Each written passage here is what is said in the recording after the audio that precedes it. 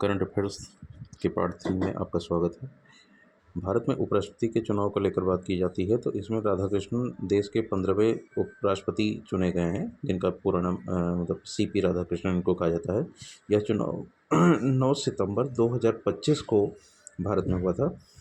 इसमें जो दूसरी पार्टी की तरफ से थे, विपक्षी दल से, वो उच्चतम न्यायालय के पूर्व न्यायाधीश न्यायमूर्ति बी सुदर्शन रेड्डी को हराया उन्होंने, और ये भारत के जो है उपराष्ट्रपति बने हैं। और इन्होंने शपथ ग्रहण कब किया है? 12 सितंबर 2025 को।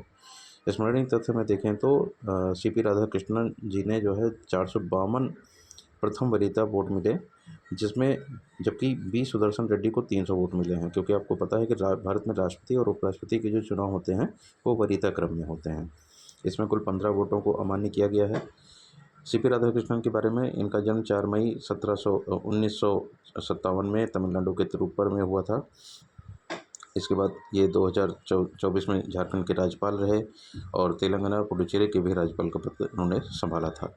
इसके बाद 2024 से वह महाराष्ट्र के राज्यपाल भी थे। इसके बाद उपराष्ट्रपति का पद 21 जुलाई 2025 से रिक्त हो गया था, जब तत्कालीन उपराष्ट्रपति जगदीप धनखड़ जी ने स्वास्थ्य कारणों से इस्तीफा दे दिया था। उपराष्ट्रपति से संबंधित जो संवैधानिक प्रावधान है, इसमें जो बात कही जाती है, यह पद देश का दूसरा उच्चतम संवैधानिक पद है। इसका कार्यकाल जनरली 5 वर्ष का होता है, जो आर्टिकल नंबर 67 में, ये आर्टिकल नंबर 67 में इसके बारे में चर्चा की गई है। इसके अलावा उपराष्ट्रपति राज्यसभा के पदेन सभापति होते हैं।